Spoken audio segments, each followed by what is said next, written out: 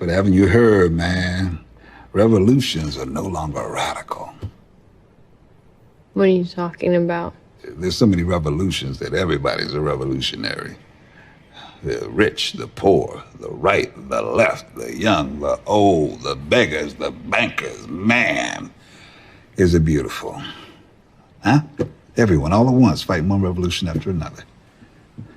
I tell you, I never thought I'd see so many revolutions in my entire life. The revolutions are fought and won so damn fast that the people don't even have time to implement change because, haven't you heard, huh? There's a new revolution.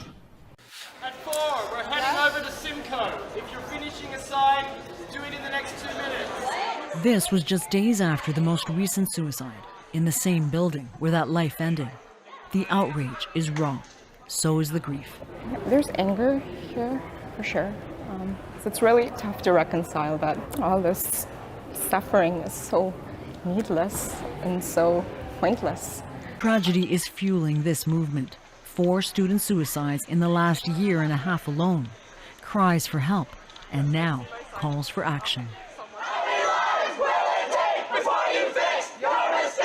Universities say it's their top priority, keep students safe, especially in light of the pandemic. But some may not even be tracking the problem. Yeah, we're talking about a tough issue here. Mental health of students in colleges and universities that sometimes result in tragedy. Investigative reporter Candace Wynn digs into this difficult problem and finds out what's happening at our local schools. Although rare, suicide has been the second leading cause of death among college-age students for years, according to the CDC, and the pandemic has compounded things. We investigate a new call for schools to better track the growing threat and the challenges institutions face. To be a scientist is to be naive. We are so focused on our search for truth, we fail to consider how few actually want us to find it. But it is always there, whether we see it or not, whether we choose to or not. The truth doesn't care about our needs or wants. It doesn't care about our governments, our ideologies, our religions. It will lie in wait for all time. And this finding is not altogether surprising when you consider that in recent years, the proportion of students suffering from depression and anxiety has been skyrocketing. This admissions officer spent 45 minutes telling us what made that institution great. She told us all about the experiences the students were having that were great. She shared stories of students doing internships and pursuing research with faculty. She told us all about the student organizations, the campus activities, the dorms, the rec center, the food, making quite a compelling case that being a college student today is great. So we start off the day with our digital circuits class, in which we were learning about combinational circuits and sequential circuits, although I did not understand anything the teacher was saying. Now we have Math 119, which is our calculus class, and it's just videos that are posted, so we can do anything we want, basically. What's your favorite part about Waterloo Software Engineering? I love when I go to class and I don't understand any of the content that just happens. None of them. I hate this program. Next up, we have our ECE 140 class, which is our linear circuits class. In this class, we learn about how different circuits work, but more importantly, you realize how pathetic you are in life.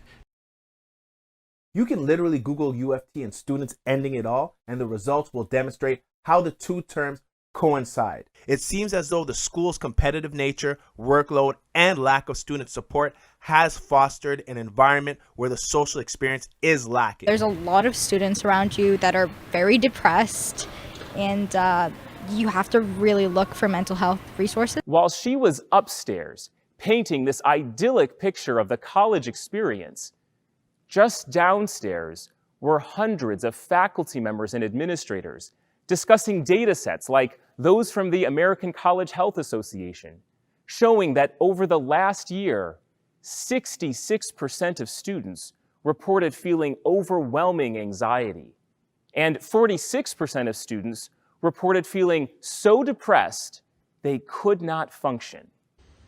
What is the cost of lies? It's not that we'll mistake them for the truth. The real danger is that if we hear enough lies, then we no longer recognize the truth at all. What can we do then? What else is left but to abandon even the hope of truth and content ourselves instead with stories? In these stories, it doesn't matter who the heroes are. All we want to know is who is to blame. Mental illness, the thing actors pretend to have in order to win Oscars. Now, in real life, mental health can be something of a touchy topic. We don't like to talk about it much. And as one psychiatrist explains, when we do, we don't talk about it well. Stigma still is a very big issue. It manifests itself in the ways that we think and talk about the mentally ill, and in the terms, the words that we use to describe them. For instance? Wacko, psycho, cray-cray. I remember being in 6th grade, and I had to take the math test to get into honors math in 7th grade. And they were like, don't screw this up, because if you screw this up, you won't get into honors math in 7th grade. And of course, if you don't get into honors math in 7th grade, you won't get into honors math in 8th grade, and then in not 9th grade, and not 10th grade, 11th grade, and then you'll just die poor and lonely. And that's it. You know what I mean? It's like, you believe in high school, and and a lot of it's kids, but the teachers and counselors and principals don't help things. They scare you into conforming and doing good in school by saying, if you're a loser now, you're going to be a loser forever. I took pre-calculus and calculus all in 1 year, AP chemistry, AP English, AP psychology. I took biology, again, theater, technical theater, and musical theater. In term 1, I had a 96% average. And I thought, I did IB, so it should be not that bad.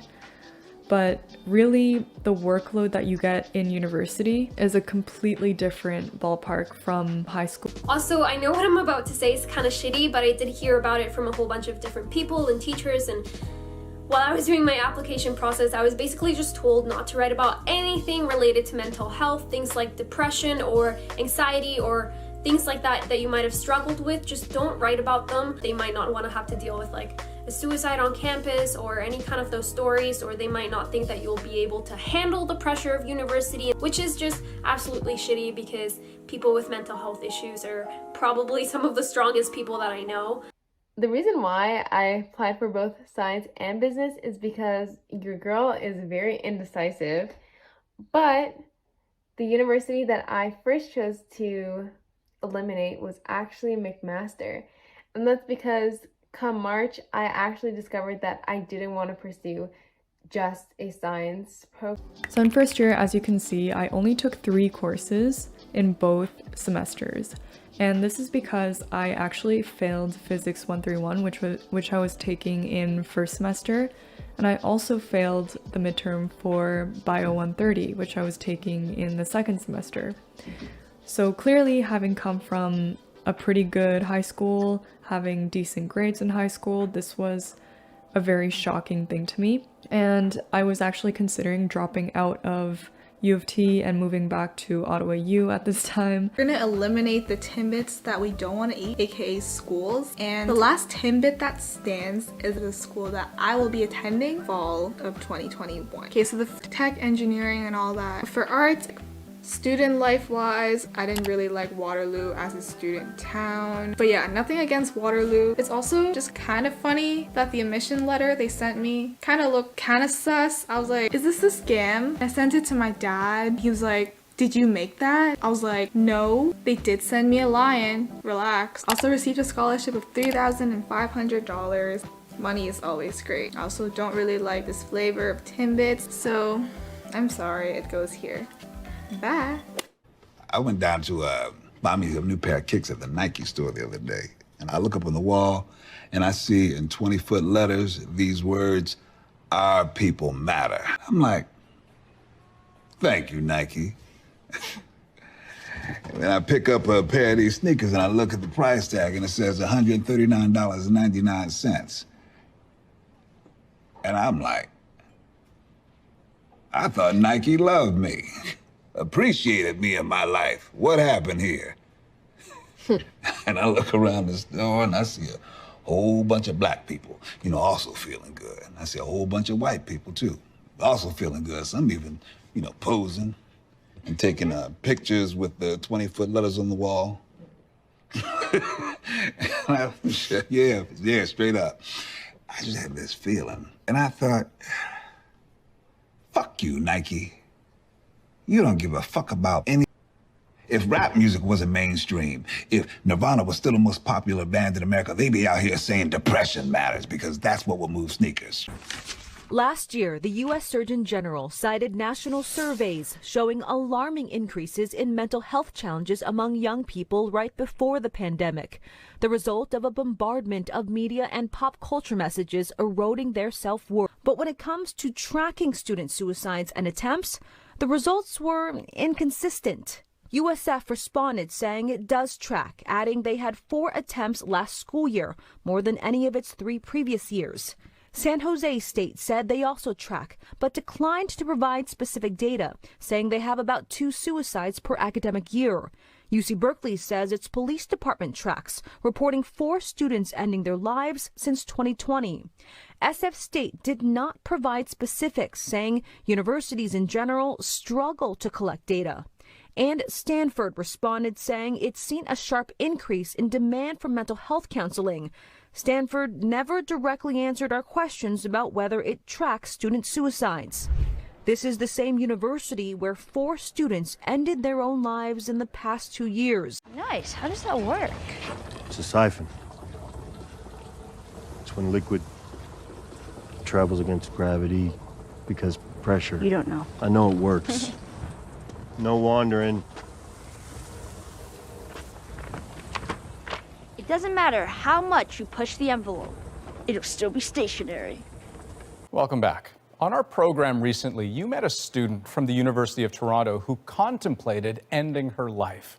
A cry for help to mental health services on campus eventually turned into a conversation with campus police about her suicidal thoughts. Then, this. I hear them every day. Rhythms in the canyons that'll never fade away. The ballads in the barrooms, that's why those who came before. They say we gotta want it more. So I bang on every door. And even when the answer's no, my money is running low. Just be Mike and me on road are all we need. And someday as I sing the song, a small young kid'll come along. That'll be the thing to push him on and go. I'm reaching for light and chasing all the lights that shine. Lights that shine away, let you down. It's another day to get up off the ground. It's another day. The morning rolls around and it's another day outside. Temporary safety barriers blocking certain parts of the staircase here at the Bain Centre, located at University of Toronto St. George campus, have just gone up. This building is used primarily by math, engineering, and computer science students. When I found out about that there was another death at this building, immediately the thought went through my head, not again. We already went through this. To be going about their day exactly the same, it almost feels like you shouldn't be, like you should be holed up, like you should be crying, like you should be grieving, and that to do so and to continue on your day and to keep this building open and to keep holding classes is almost like forgetting. It's the 4th confirmed suicide on the St. George campus since June of last year.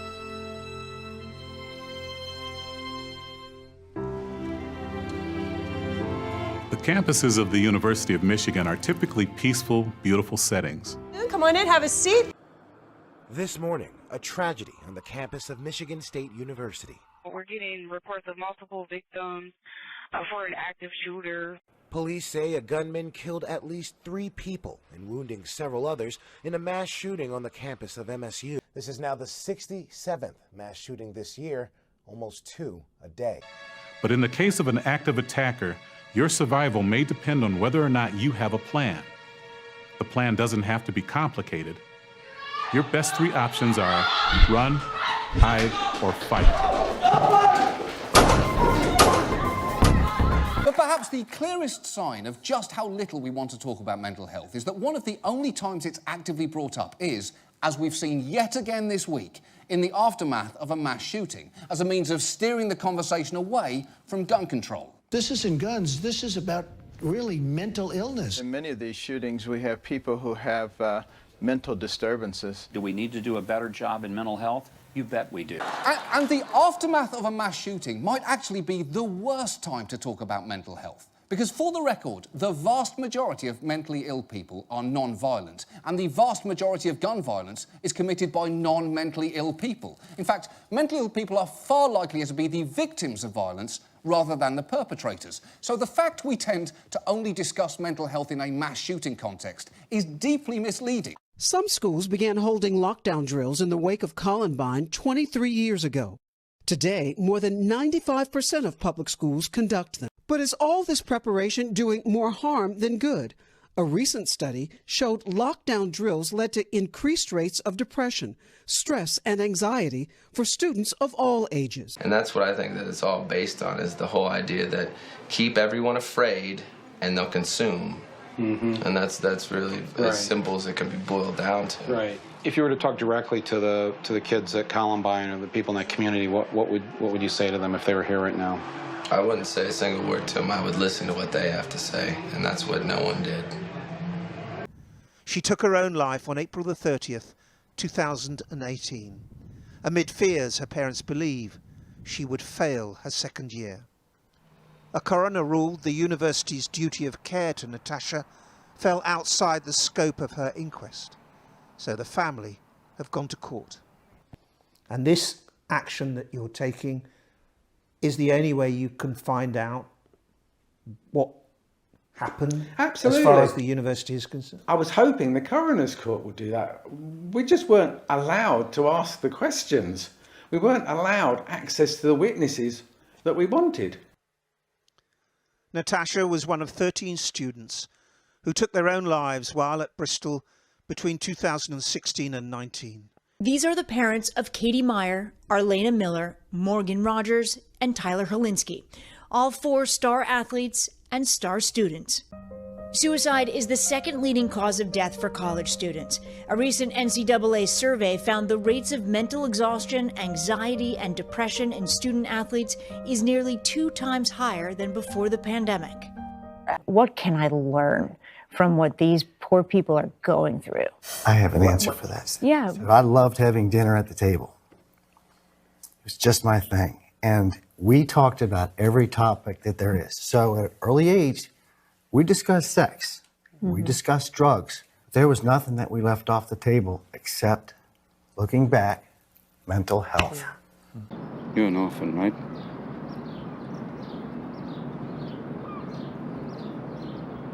Do you think I'd know the first thing about how hard your life has been? How you feel? Who you are? Because I read Oliver Twist. Does that encapsulate you? Personally, I don't give a shit about all that, because you know what? I can't learn anything from you. I can't read in some fucking book. Unless you want to talk about you, who you are. And I'm fascinated. I'm in. But you don't want to do that, do you, Sport? To the statement, I feel as though mental health services at my school are adequate and would meet my needs. More than 1,000 students weighed in, with almost half either disagreeing or strongly disagreeing with that statement. Eric, I mean, in trying to figure out how best to help people, I mean, what services are typically available? First of all, it's all over the map. But I would like to, if I might, paint a picture that I think is very important for people to understand. But the trajectory of access is a much flatter one, okay? They're all better, but that gap is widening. But what is the root of that problem? Is it a numbers thing, that there aren't enough counselors, aren't enough staff? Is it that there are many more students presenting with mental health? And I don't know how you solve that with more counselors, more psychiatrists on the ground, because the problem is still there. To Eric's point, we know that in the last 6 years in Ontario, there's been a 33% increase in emergency room visits for young people. And so when you talk about that rising tide, sometimes emergency services become the place where we see that signal, because people are having a lot of difficulty accessing mental health care through their family physician or through student mental health. Next is U Waterloo, and honestly, I was trying to figure out how or why this would rank better than U of T, and although I don't really hear about students ending it all due to the immense workload, you do hear about students breaking down due to the immense pressure they are under. I look over at this guy and he was bawling his eyes out. He was clearly under a lot of stress. His alarm went off on his phone. He turned it off. He wiped his face and then just kept typing. And that's what your professors want you to do. They want to push you and invoke skills of diligence and perseverance and hard work so that you will be able to succeed not only in your courses, but in future courses and eventually in the workforce. We're together to hear you, to know that there's... That brings me to the next question, is there mental health support? And I know that there are, again, a lot of stories that you've heard from friends and family about the school, and I think you need to keep in mind that mental health issues exist at every university, at every institution. Maybe some are more prominent. For example, the University of Waterloo, it is more prominent here. Are not alone. You are not alone.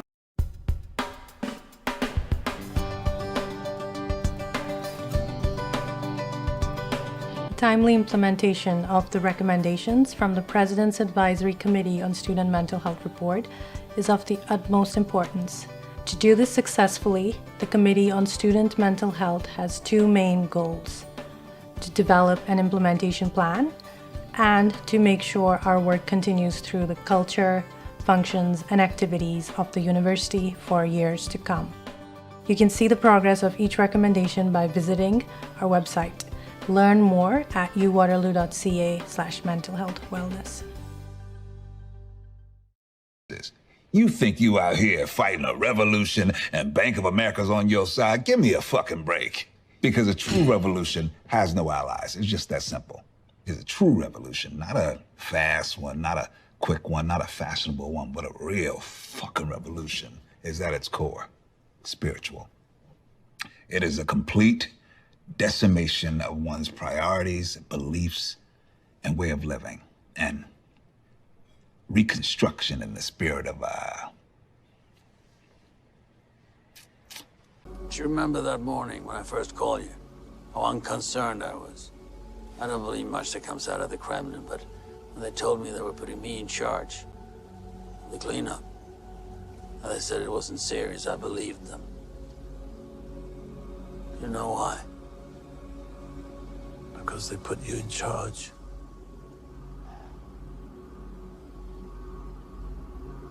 I'm an inconsequential man, Valera. That's all I've ever been. I hoped that one day I would matter, but I didn't. I just stood next to people who did. There are other scientists like me. Any one of them could have done what I did. But you, everything we asked for, everything we needed, men, material, lunar rovers. Who else could have done these things? They heard me, but they listened to you. Of all the ministers and all the deputies, the entire congregation of obedient fools, they mistakenly sent the one good man. Here's to the mess we make. She told me a bit of madness is key to give us new colors, just